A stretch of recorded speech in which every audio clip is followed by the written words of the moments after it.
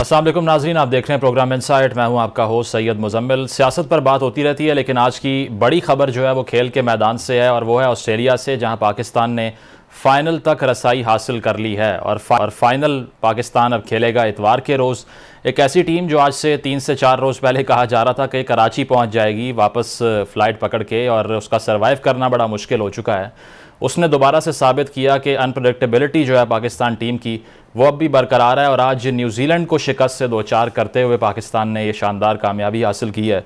153 run का target था और पाकिस्तान ने 7 विकेटों की शिकस्त से 2-4 की है। और सबसे पॉजिटिव जो साइन रहा वो जो ओपनिंग पेयर था पाकिस्तान का, जो कंसिस्टेंटली फेल होता आ रहा था इस टूर्नामेंट में, उसने परफॉर्म किया।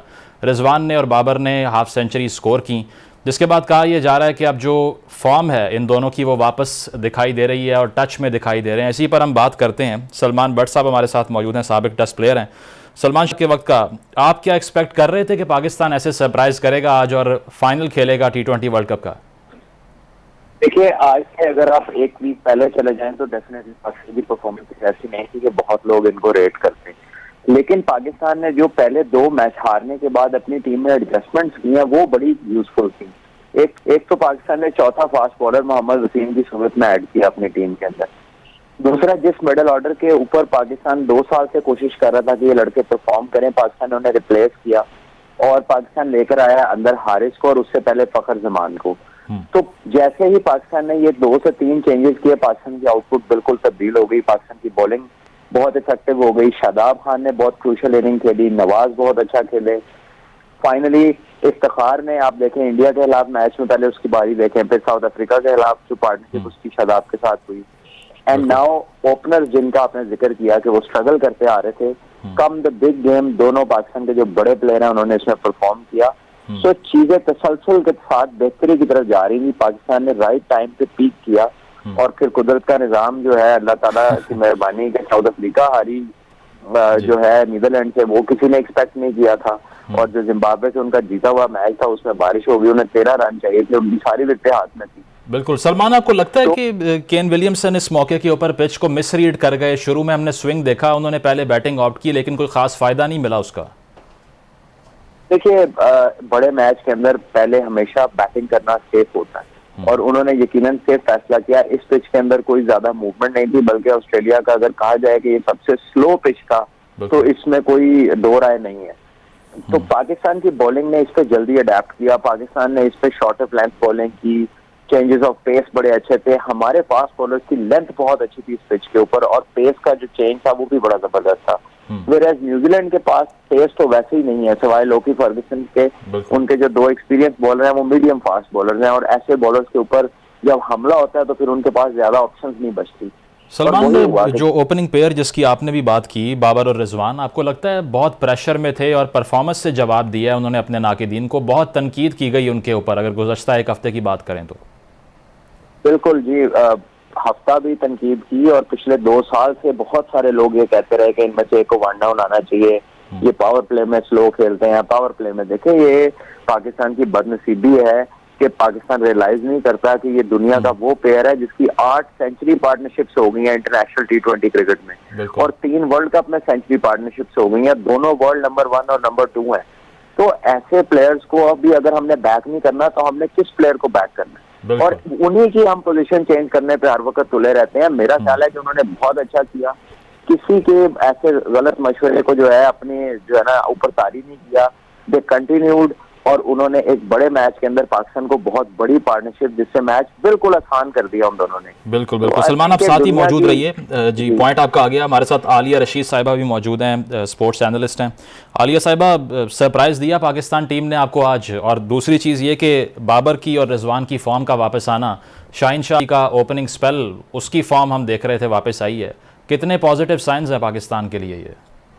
हाँ, जीत जो है वो तो बहुत सारे पॉजिटिव साइंस लेके आती है। चूंकि इस वक्त सलमान आपके साथ हैं और एक बड़ी अच्छी बात उसका तज़किरा हो रहा है कि जो ओपनर्स हैं उनके चेंज होने की बात हो रही थी। हमारे बहुत सारे जो फॉर्मर क्रिकेटर्स हैं क्योंकि मुझे तो ज़ाहिर है क्रिकेट का इतना नहीं कुछ पता, लेकिन वो भी बैठ के यही बात कर रहे थे कि हारिस को ओपन करने भेजें। मैं चाहती हूँ आप सलमान से फ़ायदा उठाएं, ये बात पूछें कि ये जो प्लेयर्स और एक्स प्लेयर्स होते हैं और ये जो हमारे जर्नलिस्ट होते हैं और ये जो सोशल मीडिया की वजह से जो एक प्रेशर बहुत ज़्यादा प्लेयर्स पर बिल्डअप हो जाता है, उसको कैसे काउंटर किया जा सकता है परफॉर्मेंस के अलावा? इसको कैसे हैंडल किया जाए कि कोई जरा सी 4 छक्के लगा लेता है तो हम उसको आसमान पे उठा लेते हैं, जरा सी 2 दिन परफॉर्मेंस खराब होती है तो हम उसको गड़े में डाल देते हैं। बिल्कुल सलमान, सवाल आपने सुना, आलिया साहिबा यही पूछ रही हैं आपसे कि सोशल मीडिया से और मेन स्ट्रीम मीडिया से क्रिटिसिज्म जब आता है तो खिलाड़ियों के नर्व्स पे कितना अफेक्ट करता है, वो कैसे उससे बाहर निकला जाए? सबसे पहले तो अस्सलाम वालेकुम है आलिया जी को, और बड़ी एक अंडरस्टेटमेंट है कि वो कह रही हैं कि उन्हें क्रिकेट का पता नहीं है। ये वन ऑफ दोज पीपल है जो क्रिकेट पे हमेशा बहुत अच्छा और बड़ा बैलेंस्ड कमेंट करते हैं और बड़े कंसिडरेट है अपने प्लेयर्स को लेकर। सो आई थिंक देखिए, हमेशा क्रिटिसिज्म होता है दुनिया में। जो टॉप क्लास क्रिकेटर्स हैं स्पेशली इंडिया पाकिस्तान से, they have always been under the scanner, और ये 2 कौमें ऐसी हैं कि जिसमें हर बंदा ही क्रिकेट का एक्सपर्ट है। तो मेरा ख्याल है कि प्लेयर्स के लिए बेहतरीन तरीका ये है कि वो अपनी परफॉर्मेंस से उसको जस्टिफाई करें, अपनी प्लेयर्स को और अपने जवाब को, अपनी परफॉर्मेंस, अपने रन, अपनी विकेट्स की सूरत में आगे रखें, ना कि वो किसी प्रेस कॉन्फ्रेंस में कोई ऐसा स्टेटमेंट या ऐसा जेस्चर दें जिससे कोई बदमज़गी की तरफ भाग जाए। देखिए बिल्कुल ये बहुत सारी बात होती रही, बहुत सारे अब लोग एनालाइज करते हैं क्रिकेट को, वो स्टैट्स ले आते हैं, फिर मॉडर्न क्रिकेट को रिलेट करते हैं कि जी मैचअप्स हैं तो स्ट्राइक रेट ऐसा होना चाहिए, वैसा होना चाहिए। ये जो 2 प्लेयर्स हैं, इनकी अपनी जो स्ट्रेंथ है वो टॉप ऑफ द ऑर्डर है T20 क्रिकेट में। अगर ये दोनों मिडिल में जाएंगे, ये वो प्लेयर नहीं रहेंगे जो ये टॉप ऑफ द जो है ना इनिंग खेल सकते हैं। तो ये उनकी लिमिटेशन भी है, ये कोई शौकी नहीं है उनकी तरफ से, but they know there limitations. Unfortunately 99% जो हमारे लोकल एक्सपर्ट्स इस पे बात कर रहे हैं वो खुद बैट्समैन नहीं।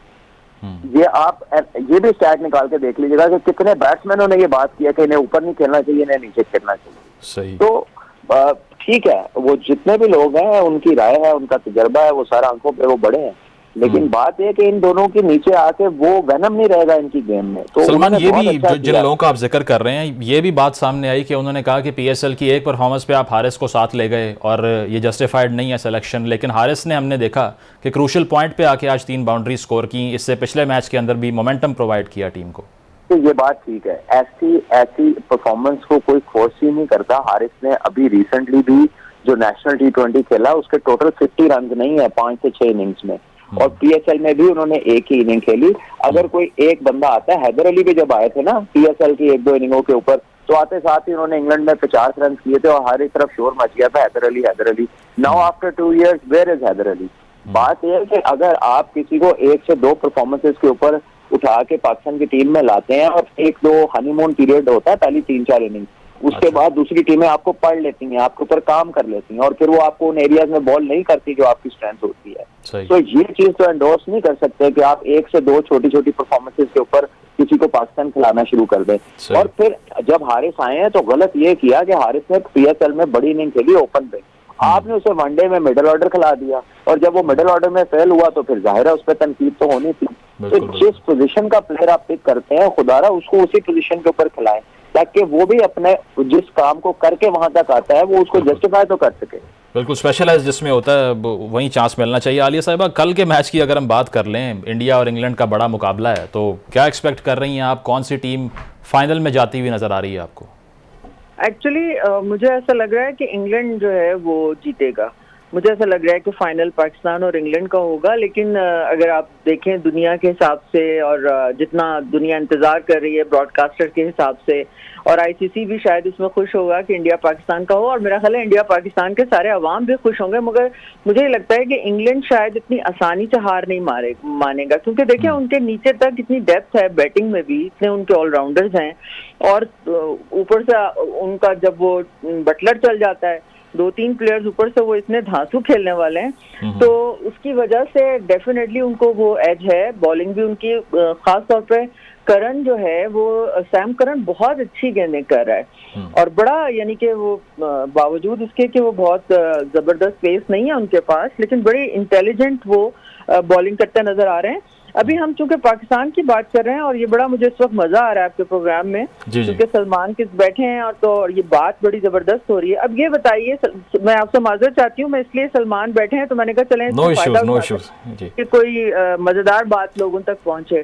सलमान, फिर इसका मतलब ये हुआ कि जो हमने जिनके ऊपर हमने सिलेक्शन की थी और इन्वेस्ट किया था, वो खुशदिल हों या आसिफ अली हों या हैदर अली को तो चांसेस मिल गए काफी, तो क्या हमारी आंख उस वक्त गलत थी या फिर यहाँ बड़ी कंट्रोवर्शियल बात आती है, क्या हम कहते हैं ना एक दो इनिंग्स के बाद आप ना पिक करें, तो क्या वो क्वालिटी ऑफ प्लेयर जो है उसको आप डोमेस्टिक में जज करते हैं? तो ये लोग डोमेस्टिक में इतना अच्छा खेलते हैं, कुछ दिल ने तो 32 बॉलों पे सेंचुरी भी स्कोर की हुई है, तो क्या करें? कंफ्यूजन तो नजर आती है ना। तो बिल्कुल इन्वेस्टमेंट सलमान वो कह रही हैं कि जिन प्लेयर्स पे की गई आया वो जस्टिफाइड थी, या अब जो लोग परफॉर्म कर रहे हैं वो तो इनमें से नहीं थे। वो देखिए, अभी जब प्रोग्राम का स्टार्ट हुआ था तो मैंने आपको बताया कि पाकिस्तान ने दो चीजें अच्छी कि पहले दो मैचेस के बाद एक तो अपना वो जो 2 साल से so called trusted middle order था उसको बदला और आपने चौथा फास्ट बॉलर डाला।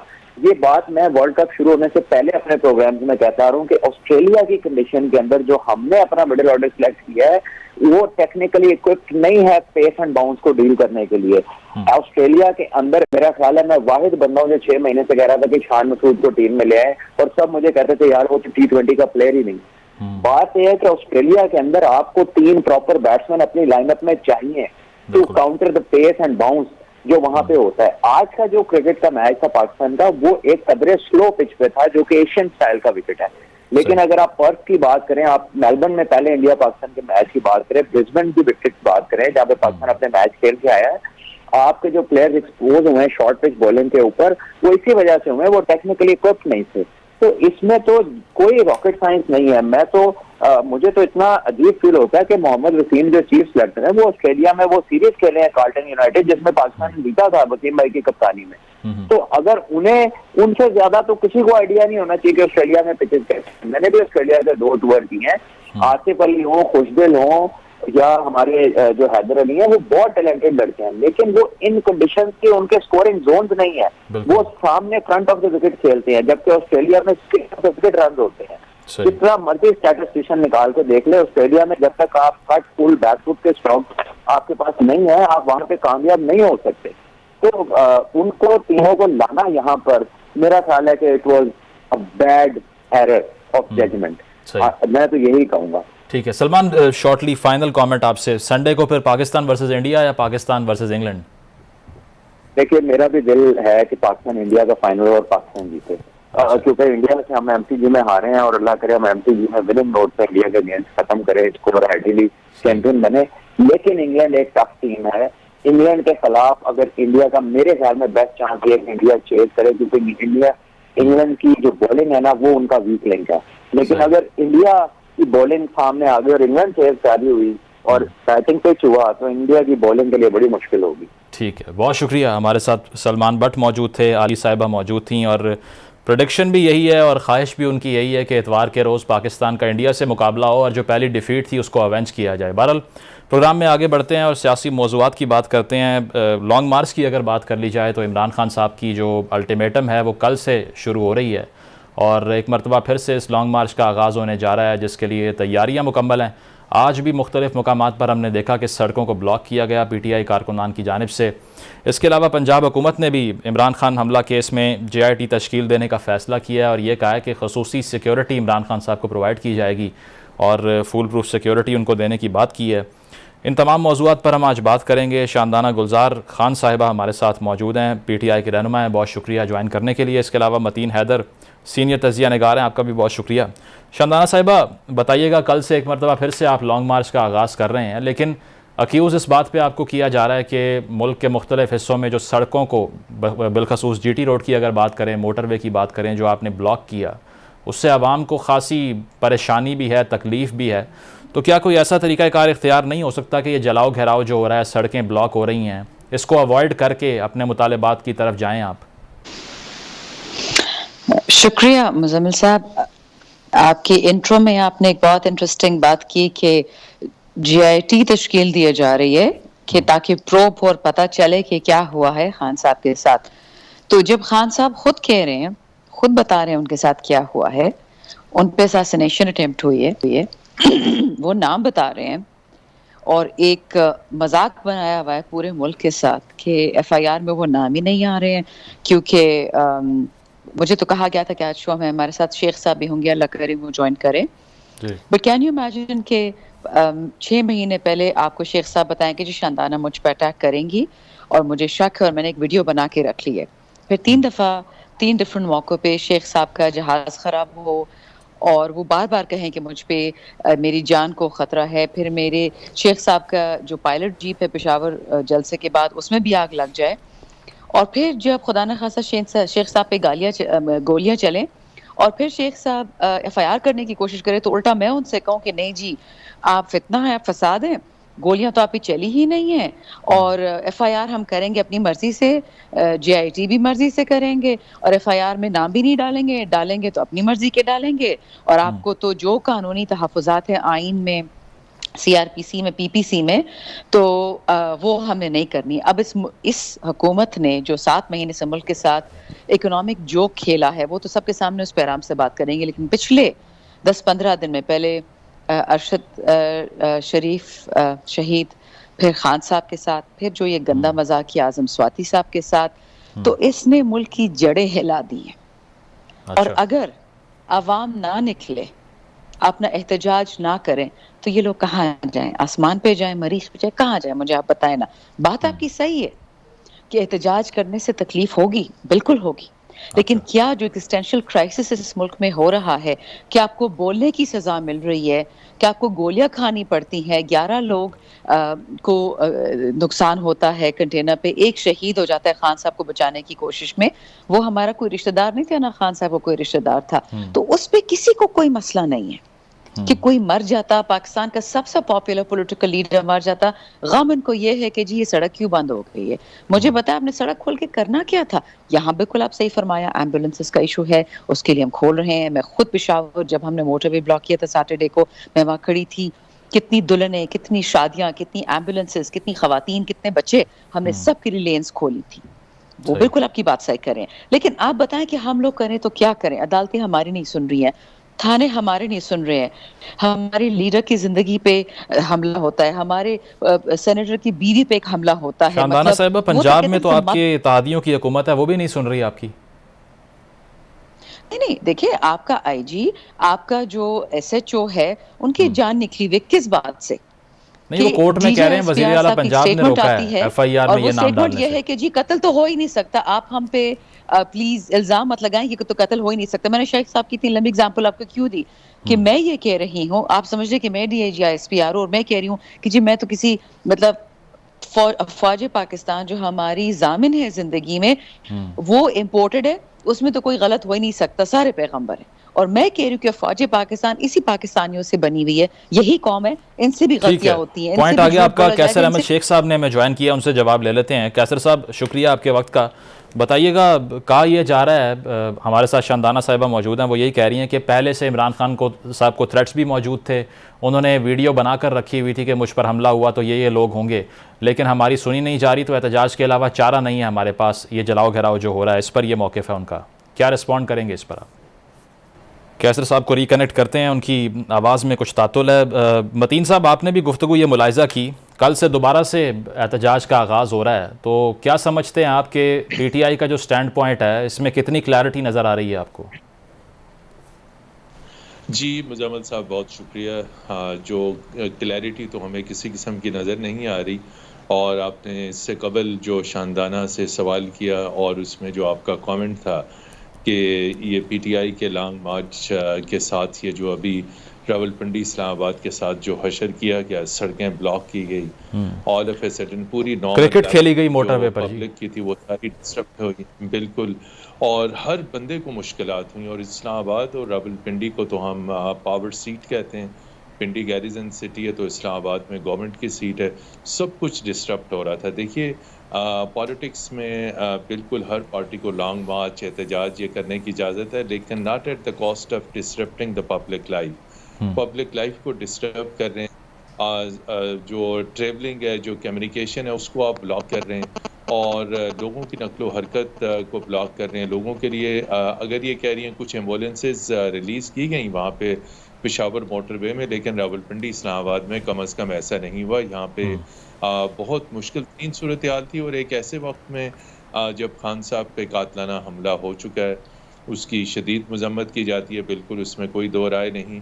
लेकिन हमें साथ ये भी देखना है कि इस लॉन्ग मार्च में जो पब्लिक की पार्टिसिपेशन है उसके ऊपर खान साहब खुद बहुत नाखुश हैं। और आपने बिल्कुल सही कहा, एक ऐसे प्रोविंस में जहाँ पीटीआई की खुद अपनी गवर्नमेंट है, अपनी उनकी इत्तेहादी हुकूमत है, वहाँ से अगर पब्लिक नहीं आ सकी और कातलाना हमले के बाद जो है वो 100 से ज़्यादा लोग भी नहीं निकले रावलपिंडी, इस्लामाबाद समेत लाहौर दीगर शहरों में, और इसके ऊपर जो रिपोर्ट्स थी कि खान साहब पार्टी लीडरशिप से इंतहाई नाला थे, ये मीडिया में भी आई बातें, सोशल मीडिया में भी आई कि बेनज़ीर भुट्टो का कत्ल है तो 3 रोज़ पूरे पाकिस्तान में पहिया जाम होता है इमरान खान के ऊपर।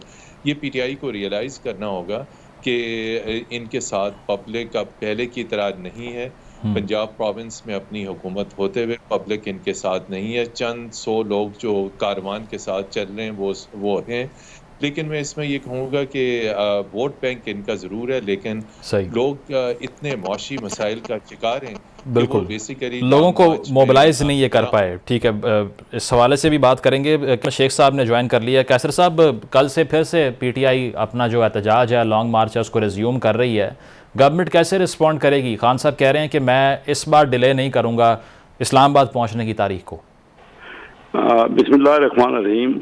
देखिए, मैं ये कहता हूँ कि इनका मुतालबा है, मुतालबा समझ आए ना। पहले तो ये तो किसी को मान नहीं रही, तो असम्बलियों से तो ये निकल गए। अब ये हम बार बार इनको कह रहे हैं कि असम्बली में आए, जो कोई मुतालबा करना है वहाँ करें। ये लॉन्ग मार्च का इन्होंने ऑप्शन इस्तेमाल किया है। ठीक है, इनको देखिए, इनका हक है लॉन्ग मार्च करें, लेकिन उसको सारी पब्लिक को जो नुकसान पहुँचा रहे, तकलीफ पहुँचा रहे हैं, उनके काम रुके हुए हैं। चंद बंदे होते हैं वो आके सड़कें बंद कर देते हैं और पूरे का पूरे शहर बंद हो जाते हैं। आप बताइए कि इससे पहले ही पाकिस्तान की मईशत का जो बुरा हाल है, इसमें इनको फायदा क्या होगा? या क्या इनकी कोई वोट बैंक बढ़ जाएगा, या इनको कोई इससे बेनिफिट हो जाएगा? देखिए, इलेक्शन की बात है ना। हम अपने मुल्क को, हम सब पाकिस्तान के जो बेहतरी चाहते हैं ना।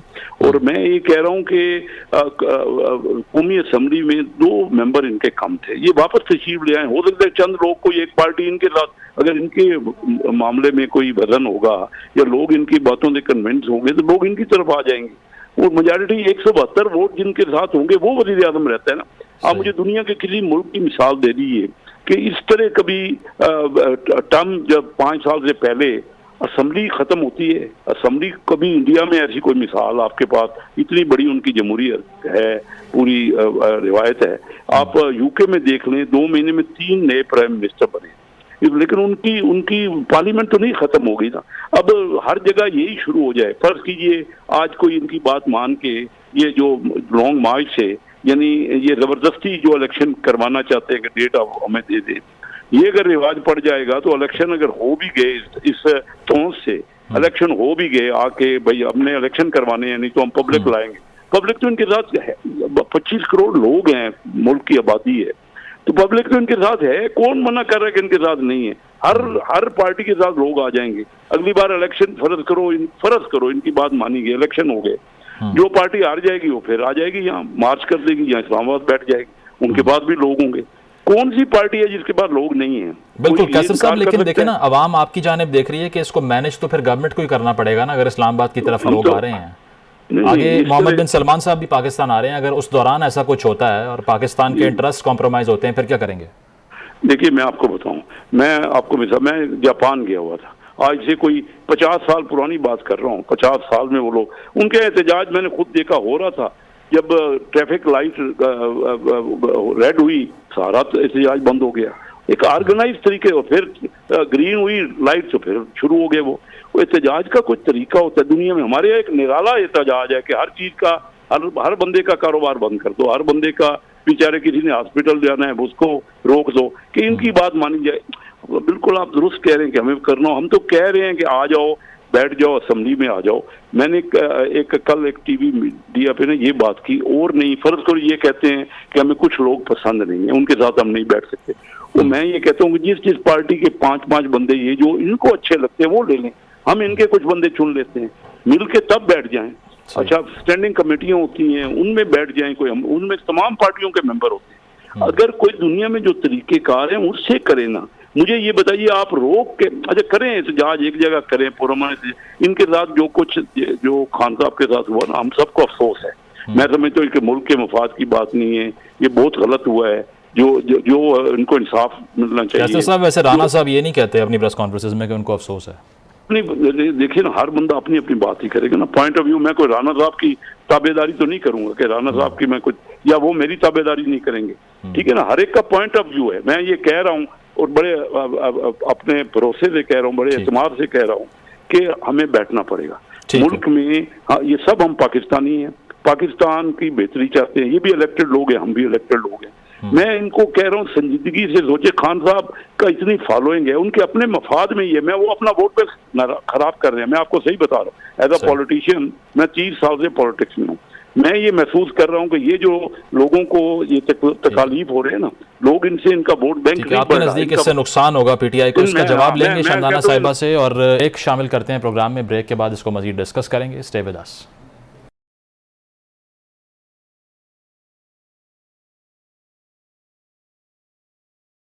वेलकम बैक नाज़रीन। ब्रेक से पहले पीटीआई के लॉन्ग मार्च के हवाले से बात हो रही थी, जिसके हवाले से अब सिक्योरिटी भी खान साहब को प्रोवाइड की जा रही है। और इस पर कैसर अहमद शेख साहब का मौक़िफ़ यही था कि इससे पीटीआई को अपना जो उनका वोट बैंक है उस पर भी नुकसान हो रहा है। तो इसी का जवाब लेते हैं। शमदाना साहिबा, आपने गुफ्तगू मुलाहिज़ा की, इसको रिस्पॉन्ड कर दीजिए।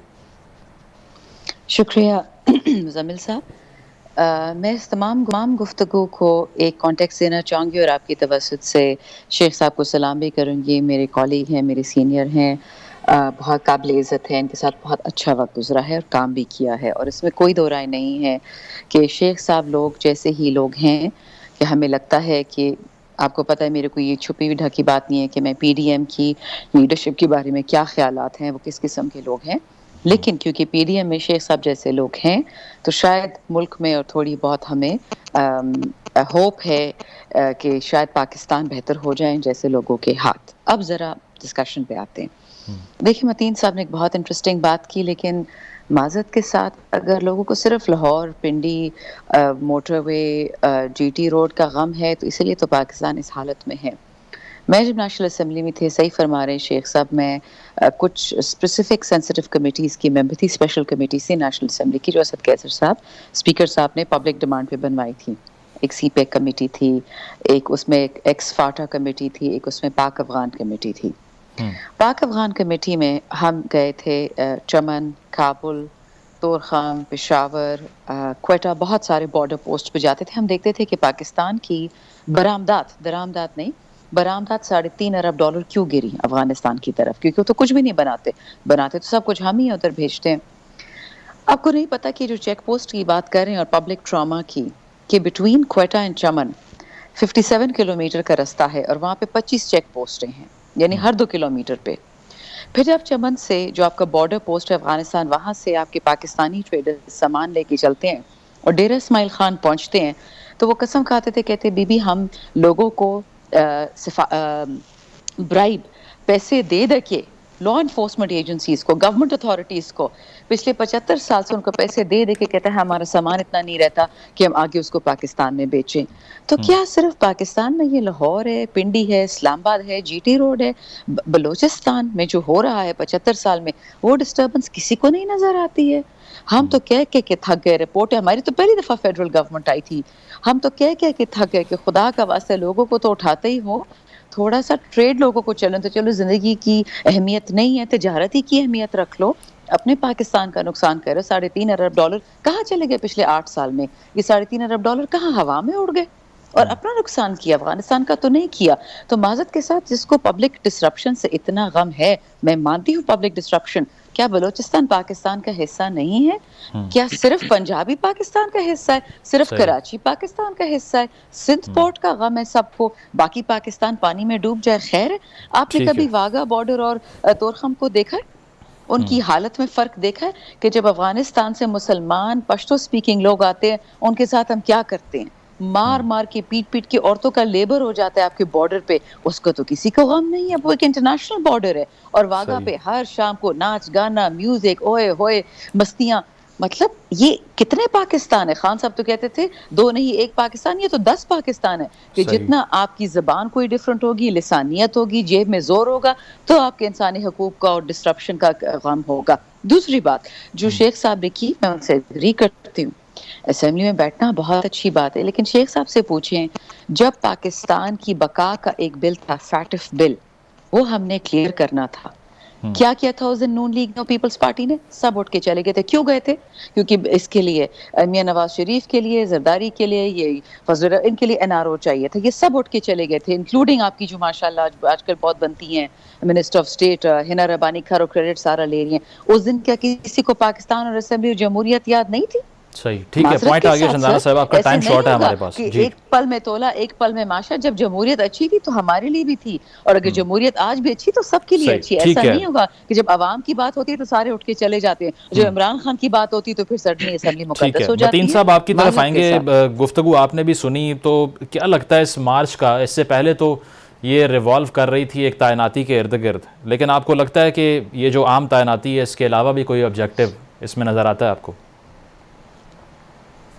जी मुजम्मल साहब, बिल्कुल इस मार्च को अब कैसे हैंडल करना है, हमें ये भी देखना है कि वज़ीर आज़म शहबाज शरीफ एक इंतहाई गैर मामूली पॉलिटिकल मिशन पे लंदन में हैं, और इस लंदन की जो मीटिंग है उनके बड़े भाई साबिक वज़ीर आज़म नवाज शरीफ के साथ, उसमें यकीनी तौर पे इमरान खान को कैसे हैंडल करना है, लॉन्ग मार्च को कैसे हैंडल करना है, नए चीफ की तैनाती के लिए जो मुख्तलिफ नाम इस वक्त ज़ेर गौर हैं, वो भी यकीनी तौर पे डिस्कस होंगे। जो कमीशन हुकूमत सुप्रीम कोर्ट से रिक्वेस्ट कर रही है खान साहब के एलिगेशंस की तहकीकात के लिए और अरशद शरीफ शहीद के कत्ल की तहकीकात के लिए, उसके ऊपर तबादला ख्याल होगा। मैं समझता हूँ कि जो है ये इंतहाई अहम मीटिंग है लंदन की, और आज का army chief general Qamar Javed Bajwa का पेशावर गैरिजन में जो जवानों और अफसरों से खिताब था वो इंतहाई अहम था। उसमें उन्होंने ISPR के मुताबिक जो ख़ास फोकस था, उन्होंने अफसरों और जवानों पे ज़ोर दिया और कहा कि अपनी पेशा वराना ज़िम्मेदारियों पे फोकस करें। ये इंतहाई अहम मैसेज उन्होंने दिया। एक ऐसे वक्त में आर्मी चीफ पेशावर में थे जब सदर ममलिकत आरिफ अलवी भी इस वक्त पेशावर में, और बड़ी अहम डेवलपमेंट्स हो रही हैं। मतीन साहब, लेकिन देखें ना, जिस तरह आपने ये फरमाया कि इमरान खान साहब को कैसे कंट्रोल करना है, इस पर बात हो रही है, आपको लगता है कोई ऑब्जेक्टिव वे है भी ये करने का? क्योंकि बातें तो ये हो रही हैं कि इमरजेंसी भी लग सकती है, गवर्नर राज की बातें हो रही हैं, तो इतने इंतहाई इकदाम भी हो सकते हैं अगर कंट्रोल ही करना है तो। बिल्कुल मुजम्मिल साहब, ये आपने बिल्कुल सही कहा। ये तमाम तर चीज़ें इस वक्त जो है वो बड़ी जिसे कहते हैं स्ट्रॉन्ग अंडर कंसिडरेशन है लंदन की मीटिंग में भी। अच्छा। और यकीनी तौर पे हमारी आप और जो कोर कमांडर्स हैं वो यकीनी तौर पे मुल्क की सलामती के कस्टोडियंस हैं, और ये सारी चीज़ें उनकी कोर कमांडर की मीटिंग में डिस्कस भी होती हैं, चूँकि मुल्क की सलामती बिल्कुल फॉरमोस्ट रिस्पॉन्सिबिलिटी है पाकिस्तान आर्मी की। मतीन साहब, लेकिन ऐसा कोई इकदाम तो ख़तरनाक भी हो सकता है ना? वैसे भी कहा यह जा रहा है कि कोर्ट से रिवर्स हो जाएगा अगर ऐसा कुछ हुआ तो फिलफौर। जी देखिए, मैंने जिस तरह ये कहा कि शहबाज शरीफ और नवाज शरीफ की मीटिंग में ये चूँकि इमरजेंसी लगानी गवर्नमेंट ने है, और आपने बिल्कुल सही कहा, उसके लिए जस्टिफिकेशन होती है। हमें कोई फ़िलहाल मुल्क के अंदर कोई एक्सट्रीम बदअमनी नज़र नहीं आ रही, कोई ऐसी लॉलेसनेस नहीं नज़र आ रही। हुकूमत चाह रही है कि इमरजेंसी की आड़ में इस लॉन्ग मार्च से निपटा जाए, लेकिन आपके नुक्ते से इत्तफाक करता हूँ ये बाउंस बैक होगा। कोर्ट्स मौजूद हैं। देखिए, सुप्रीम कोर्ट ने ऑर्डर किया FIR की रजिस्ट्रेशन का, उसके बाद अगरचे कि उसमें नामजद नहीं हुए लेकिन पूरी तौर पर रजिस्टर हुई, तो अदालतें इस वक्त मौजूद हैं, वो फंक्शन कर रही हैं। वो इस किस्म का अगर कोई एक्शन फेडरल गवर्नमेंट लेती है तो उसको वो रिवर्स करेंगी, लेकिन आइंदा आने वाले 3 हफ्ते इंतहाई अहम है। और आपने MBS का जिक्र किया, देखिए इंतहाई अहम सऊदी शख्सियत आ रही है और ऊपर से लॉन्ग मार्च हो रहा है। ये वही MBS हैं जिनके साथ इमरान खान साहब के भी बड़े ताल्लुकात थे। जी जी, और गाड़ी ड्राइव की थी खान साहब ने उनकी। जाते थे, गाड़ी खुद ड्राइव करते थे, बिल्कुल। और उनको खुद रियलाइज़ करना चाहिए कि सऊदी क्राउन प्रिंस आ रहे हैं पाकिस्तान, तो लिहाजा वो अपना मार्च या ये जो इस वक्त जो इंतशार की सियासत है उसको वो पोस्टपोन कर दें। 2014 में हम देख चुके हैं कि चीनी प्रेसिडेंट ने अपना दौरा जो है वो मुलतवी कर दिया। मतीन साहब, वो शाह महमूद कुरैशी साहब कह रहे हैं कि उस दौरे को हम बिल्कुल हार्म नहीं करेंगे, उसको कोई नुकसान नहीं पहुँचाएंगे। जी, अगर ये तो वो कह रहे हैं कि अगर उसको कोई नुकसान नहीं पहुंचाएंगे, लेकिन आप ये देखें कि ये बैठेंगे कहाँ पे। इस्लामाबाद में देखिए जब OIC हो रही थी ठीक है। तो उस वक्त OIC में शामिल तमाम दुनिया के वज़राए ख़ारजा जब सुबह अखबार पढ़ रहे थे तो उसमें तहरीक अदम एतमाद की स्टोरीज, तज्ज़िये, सारी चीज़ें होती थी। PM क्वेश्चन हुआ था।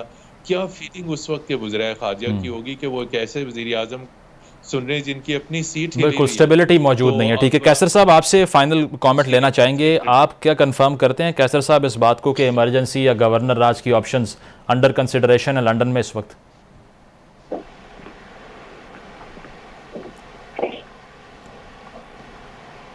शेख साहब सुन पा रहे हैं आप? शंदाना साहिबा आपकी जानिब ये सवाल लेकर आते हैं, अगर ये इमरजेंसी की बात करते हैं या गवर्नर राज की बात करते हैं तो PTI कैसे रिस्पॉन्ड करेगी? अच्छा खासा एक एग्जिस्टेंशियल थ्रेट है स्टेबिलिटी के लिए मुल्क में। मुजम्मिल साहब, ये लव स्टेबिलिटी एक मजाक सा बन गया पाकिस्तान के साथ। जिस दिन वोट ऑफ नो कॉन्फिडेंस दायर हुआ उस दिन तक पाकिस्तान में सॉवरेन डिफॉल्ट की बात नहीं हुई थी और माशाल्लाह इस नालायक हुकूमत के पिछले 7 महीने में आपकी यूरो बॉन्ड्स 80%, 63 और 80% में हवर कर रही है उनकी वैल्यू, मतलब वो जंग बॉन्ड्स बन गए हैं। तो अल्हम्दुलिल्लाह इनकी तो एक बहुत ज़बरदस्त कामयाबी। दूसरी इनकी ज़बरदस्त कामयाबी के लोगों का खाना बंद कर दिया, निकले थे महंगाई मुकाने, मुका दिया गरीब को। 50 साल बाद आपके मुल्क में 42% फूड इन्फ्लेशन आई है और जो लोग लंदन में बैठे हुए हैं महंगी जैकेटें पहन रहे हैं, अवाम के पैसों से अपने बच्चों को पढ़ा रहे हैं, अवाम के पैसों से, तो उनको तो कोई फर्क नहीं पड़ा। सही, मतलब आपके मुताबिक स्टेबिलिटी पहले ही एग्जिस्ट नहीं करती। ठीक है, टाइम शॉर्ट है हमारे पास। कैसर साहब आपकी जानिब ये सवाल लेकर आऊंगा कि जो बात की जा रही है गवर्नर राज और इमरजेंसी की ऑप्शंस की, डिस्कस हो रहे हैं ये लंदन में? हेलो जी, मैं नहीं समझता कि इस वक्त मुझे तो अंदाजा नहीं है। मैं कुछ ये जो इंटरनल मीटिंग होती है ना इसमें मैं तो नहीं बैठा होता, इसलिए मैं आपको कोई कैटेगोरिकली जवाब तो नहीं दे सकता। शानदाना गुलजार ने मेरे बारे में बड़े अच्छे अल्फाज कहे। ये बड़ी खानदानी इनका खानदान है, बड़ा आला इनके म्यार है और बड़ी आला इनका बड़ा सब लोग इनका एहतराम करते हैं और बड़ा अच्छे अल्फाज से इनको याद करते हैं और इन्होंने बातें की है। देखें ना, महंगाई में कोई शक नहीं है, जो कह रही है महंगाई बढ़ रही है, हमसे कंट्रोल नहीं हो पा रहे।